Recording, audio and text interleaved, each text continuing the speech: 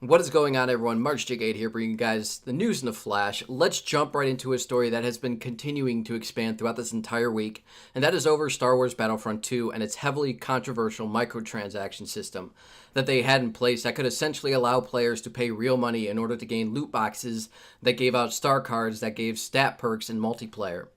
It seems that the pressure for EA and DICE to make changes to the game and its loot box system has really been hammering down on them by not only the community but also investors who have been concerned about the rampant outcries from the fans and have been reportedly asking EA to address this during meetings, and also the Belgian government, who reportedly is investigating the game for the possibility of its star card slash loot box system actually being a form of gambling, which if EA were to be found guilty of, that would mean not only would they probably have to pay hundreds of thousands of euros in fees, but there is also the possibility of the game being banned altogether in Belgium.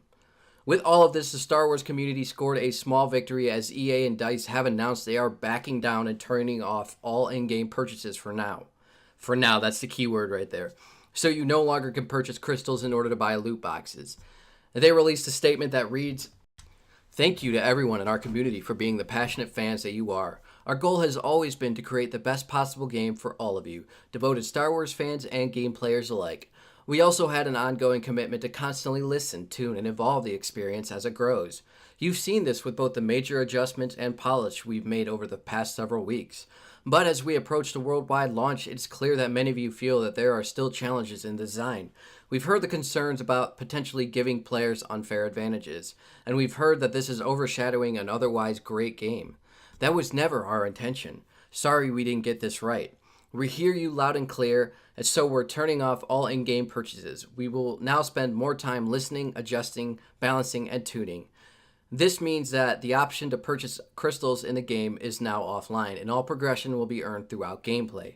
The ability to purchase crystals in-game will become available at a later date, only after we've made changes to the game.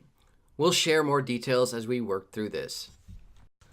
To be honest, I thought that EA was just going to stick to their guns on this one and roll out this game with all of its bullshit and face the fire, so I do have to give them credit there. And I, of course, have to give major credit to the community that stood up and said, no, we are not going to take this. None of this would have been possible had you guys not voiced your anger and frustration on Reddit, YouTube, and Twitter, and also by refunding the game and leaving negative reviews, shutting down every PR blubbering idiot sent out to try and justify this game's terrible system bent on marginalizing as much profit as possible by giving players who are willing to buy loot boxes a higher advantage at the expense of those who simply would rather earn them in-game or simply couldn't afford them. This has been one of the nastiest tactics of microtransactions I have ever seen in a AAA title, as it blatantly tries to bring the tactics of mobile gaming into the realm of AAA, and that is something we simply cannot allow to happen. It's kind of ironic and fitting to me that a Star Wars game, a franchise whose plot has always been the fight against evil and oppression, would be the forefront of a major microtransaction controversy where the greed of corruption finally pisses off the community so much that they rally together and strike back. This is like New Hope all over again. But it needs to be reminded that this is not over yet. This is a small victory, but at the end of the day, EA is still trying to paint the narrative in their direction. And they will be back, and those microtransactions will be coming back with them. Maybe it happens after the game's first week sales. Maybe it happens during their first update. But just rest assured that this will be coming. We need to remember that this is a company who has been backed into a corner and is doing what they can to regain control over the narrative with their outdate the outrage tactic. We need to remember that this is a company that had no problem launching a game that gave little Timmy Fuckboy a higher advantages in multiplayer for dropping some cash down on it and getting some hot star cards that improved aim assist, health regen, and even increased damage, while punishing those who wanted to earn the credits in-game or just wanted to casually play and enjoy the title. We need to remember that while DICE may be passionate about the Star Wars franchise, they are not our friends and have been actively defending these practices. The best advice that I can give is to stand firm now. If you weren't going to buy this game because of this, don't buy it now. Wait until more information comes out about the changes they're going to make to the loot box system and then decide whether the game is worth your precious time and money. Because as far as I can see it, EA is just biding their time for the storm to blow over. With that all being said, I'd love to know what your guys' thoughts on all of this are, though. Please feel free to leave a comment down below. Even if you disagree, I'd love to hear what your thoughts on it are. Let me know down below in the comments. And moving right from one controversial story into another, Suicide Silence frontman Eddie Ramada has been accused of sexual misconduct of a minor. Yeah, I know it's another one, but these things are important. I feel that if these people have the courage to come forward with these accusations, that we should at least hear what they have to say.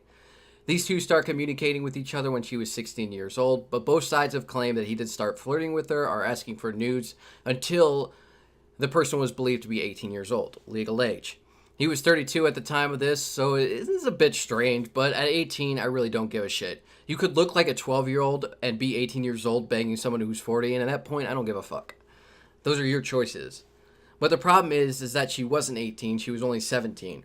Now, she seems to have been on board with all of this, which makes me wonder if she went out of her way to let him know that she actually was underage, or if she was padding her age. And here's the thing that's strange about this whole accusation. It seems to be less about the sexual misconduct and more about the emotional abuse she endured after Eddie's girlfriend apparently became jealous of her. After that, she claims that he treated her so badly that it got to a point that she attempted suicide. And in all, it based off what I read, it seems that she's more spiteful of enduring that emotional abuse than the actual sexual misconduct. Eddie Hermanda has also released a statement at this point, basically apologizing to her for the way that he treated her, but also stating in his defense that he believed that she was 18 years old. This one is a bit of a weird one, so I'll leave the links below to both statements, and I want you guys to check it out and let me know what you think. Finally, let's move into some new music and music videos for you guys before we end off the episode. Paramore has released their new music video for their song Happy.